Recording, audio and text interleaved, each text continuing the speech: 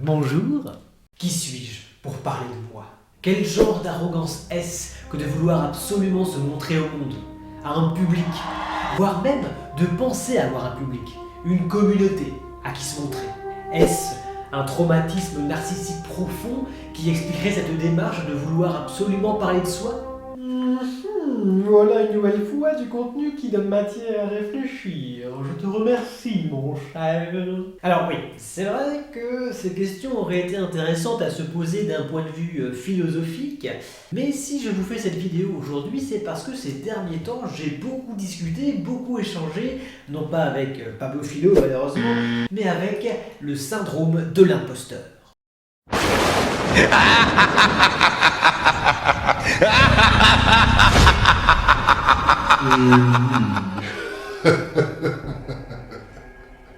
Je suis de retour, ou plutôt, ne suis-je jamais parti, car oui, ce que j'aime, c'est me tapir dans l'ombre, c'est disparaître, parvenir à me faire oublier, dans le simple et seul but de sauter à la gorge, de réapparaître par surprise et de faire souffrir. De faire subir ce cauchemar sentimental et émotionnel qui est celui de l'imposture.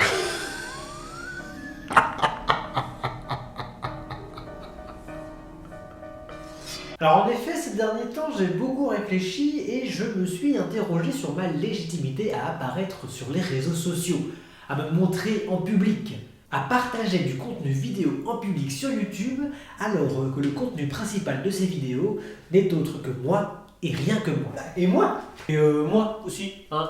Bon. Et moi? Ah, et moi, évidemment. Et moi. Mais enfin, ce que je veux dire, c'est que je me suis demandé si s'il n'était pas finalement excessivement égocentrique de se présenter comme un créateur, comme une âme d'artiste, voire même carrément un artiste, donc un modeste et fidèle serviteur de l'art, alors que le contenu que je propose et que je revendique plus ou moins explicitement comme de l'art est catégoriquement et décidément auto-centré.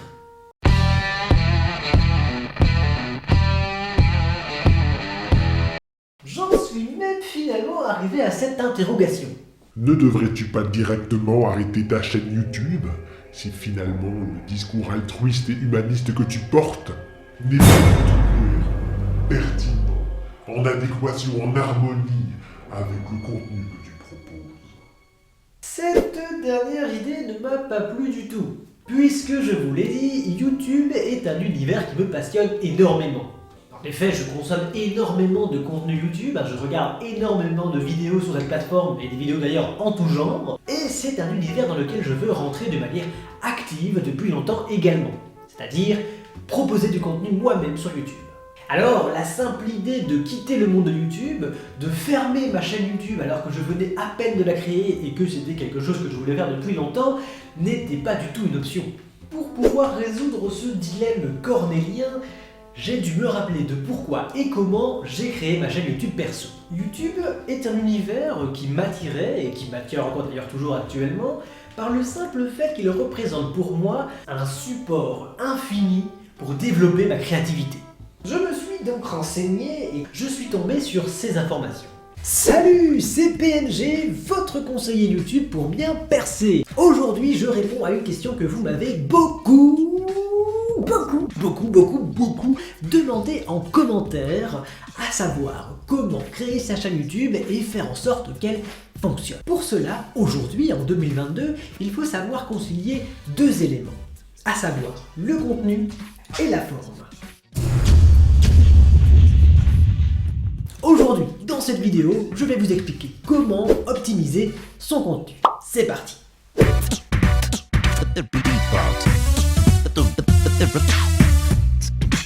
Pour réussir à optimiser son contenu sur YouTube, il faut pouvoir choisir son thème, c'est-à-dire le sujet de sa chaîne YouTube. Et pour cela, il y a deux possibilités.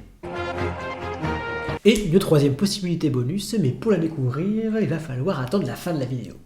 Première possibilité, choisir un terme général, un format populaire.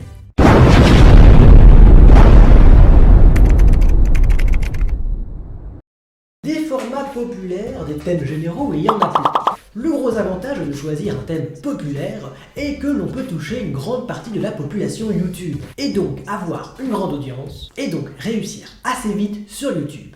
Mais attention, le fait qu'il s'agisse d'un sujet populaire est une lame à double tranchant. No, God! Et oui, car plus un sujet est populaire, par définition, plus on en parle, et plus il y a de contenu dessus. Et donc, le terrain devient très vite concurrentiel.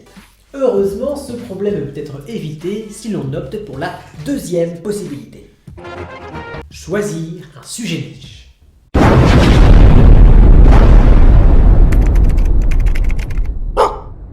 Un sujet niche est un sujet qui va toucher une plus petite partie de la population YouTube. Bien que cette possibilité ne vous permette pas d'avoir une très grande audience, elle présente quand même deux avantages. Le premier, c'est qu'elle vous permet de vous démarquer plus facilement, puisque vous allez parler d'un sujet qui est beaucoup moins présent sur la plateforme. Mais surtout, et c'est le deuxième avantage, elle vous permet de fidéliser plus facilement votre audience. Et maintenant la possibilité bonus. La possibilité bonus est le fait de proposer des tutos. Et oui, pourquoi je considère que cette possibilité est une possibilité bonus? Eh bien parce qu'elle peut être combinée avec la possibilité numéro 1 et la possibilité numéro 2. La seule condition à cette possibilité, c'est qu'il faut pouvoir maîtriser correctement son sujet. Le gros avantage, c'est que en proposant des tutos, vous allez pouvoir résoudre un problème. Donc, si vous permettez à votre audience de résoudre un problème grâce à vos tutos, il sera plus facile de la fidéliser. Et voilà, c'était PMG, votre conseiller YouTube pour bien percer. Dites-moi en commentaire si la vidéo vous a plu et si vous avez appris quelque chose. N'hésitez pas à liker la vidéo et à vous abonner et à activer la cloche. Et on se retrouve la semaine prochaine où je vous parlerai de comment optimiser la forme de votre vidéo YouTube pour bien percer sur YouTube. Allez, à bientôt! Je ne suis pas spécialement un gamer, je ne suis pas très bon en jeux vidéo et au cours de ma vie je n'ai pas beaucoup touché à une console. J'ai un peu joué à Minecraft sur PC, mais pas grand chose finalement par rapport au contenu qui est proposé sur YouTube. Et j'ai l'impression qu'en 2022, pour pouvoir proposer du contenu sur YouTube dit divertissement, contenu d'ailleurs recommandé, il faut pouvoir investir un budget relativement conséquent au préalable. Un budget que je n'ai pas. Pour ce qui est du vlog voyage, ces 2 dernières années, cette voie était une impasse. Et enfin, je n'ai pas spécialement envie de vous proposer des tutos vidéo sur YouTube, étant donné que je ne me sens pas spécialement légitime de représenter cette figure du savant qui vous apprend. À partir de ces informations et du constat que j'ai pu faire sur ma situation, j'ai finalement conclu assez vite que je devais apparaître en public sur YouTube à travers un sujet niche. J'ai donc fait plusieurs tentatives. Les premières se sont incarnées à travers des textes que j'ai moi-même écrits, comme celui-là. Non, pas celui-là. Des textes donc que j'ai moi-même écrits et que j'ai interprétés soit sous forme de chansons, soit sous forme de voix off avec des images plus ou moins illustratives. Une autre tentative a été la chaîne YouTube que nous avons lancée avec Camille il y a un peu plus d'1 an et demi maintenant, qui s'appelle donc Le Journal des Boards, sur laquelle nous avons à la base décidé de proposer comme sujet de vidéo les échanges culturels d'étudiants et les voyages de manière générale. Puis ensuite nous avons bifurqué sur le thème plutôt du van life et de la bucket list de couple. Voilà. Ce qui explique que ces tentatives en sont restées à l'état de tentatives, c'est parce que soit le contenu que je proposais n'était pas assez clair, voire carrément flou, soit que le contenu que je proposais, je ne le maîtrisais pas assez du tout pour pouvoir éviter de m'essouffler sur la durée, en termes de contenu, je veux dire.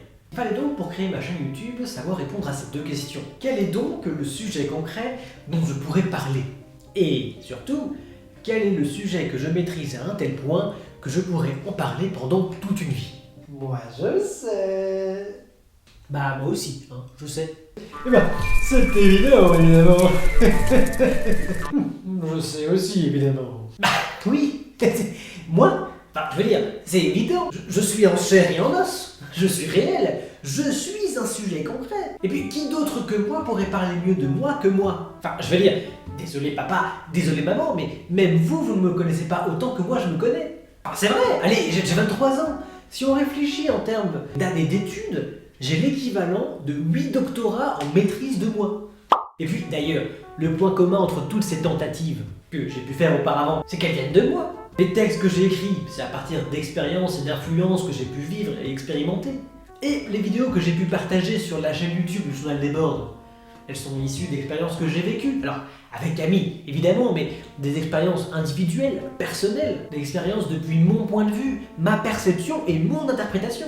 Eh bien, c'est justement à travers cette réflexion que j'ai décidé de lancer ma chaîne YouTube. Et pourtant, j'en suis à ce stade-là. Qui suis-je pour parler de moi? Oh, regarde tous ces influenceurs qui bad-buzzent parce que leur notoriété est due à leur égocentrisme crasse. Il n'en demeure pas moins qu'ils gagnent a priori bien leur vie, n'est-ce pas? Alors toi, avec un peu plus d'estime de toi et de respect de toi, tu pourrais te lancer sur Internet sans aucun problème et parler de toi. Non mais franchement, tu ne penses pas qu'il y a mieux à faire? Toi, qui te revendiques comme humaniste, social, altruiste, tu ne penses pas que ce serait mieux de fonctionner de manière moins égocentrique si tu veux apporter quelque chose à la société et éventuellement la faire évoluer? Eh bien, dans mon cas, je ne pense pas. Pourquoi? Car j'ai décidé à ce stade de ma vie de privilégier mon bien-être. Et dans mon cas, privilégier mon bien-être, ça veut dire, dès que possible, faire ce qu'il me plaît. Dès que possible, puisque je suis bien conscient qu'il n'est pas toujours possible dans la vie de faire ce qu'on veut. Cela signifie que la seule chose qui te plaît dans ta vie, c'est toi, et parler de toi? Mais quelle arrogance! Non, cela veut dire que je fais bien partie de ma génération. La génération qui privilégie son bien-être individuel, personnel, avant celui de la communauté. Et ce n'est pas égoïste pour autant. Et non, franchement, soyons honnêtes, ça fait quand même vachement longtemps que cette manière de fonctionner existe.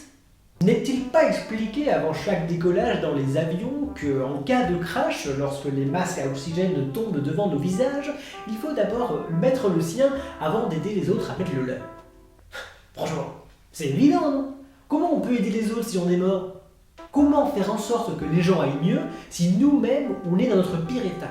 Comment apporter quelque chose à la société si nous-mêmes nous ne connaissons pas notre propre rôle dans celle-ci? D'ailleurs, faites-vous la réflexion lorsque vous avez eu un bon échange avec quelqu'un que vous ne connaissiez pas plus que ça, lorsque vous avez eu une bonne soirée ou un bon repas avec des connaissances ou avec des amis. Si ce n'est pas dû au fait que l'on vous a bien écouté, que vous avez bien parlé de vous. Ce n'est pas de l'égocentrisme, ce n'est pas du narcissisme, pas de l'égoïsme, du moins pas de l'égoïsme malsain. C'est normal, c'est humain, c'est comme ça qu'on fonctionne. Finalement, parler de soi, c'est pas mauvais. Parler de soi, c'est bon pour vous et pour les autres. Hello! Eh oui, c'est la fin de cette vidéo. Et oui, c'est encore un oubli de ma part, face caméra. Si vous l'avez apprécié, mettez un petit like, mettez un petit abonnage, et puis vas-y, on délire, on se dit qu'on a atteint les 1000 abonnés. Genre. On est à 28, on n'est pas loin. Allez, une bonne vie. Ciao.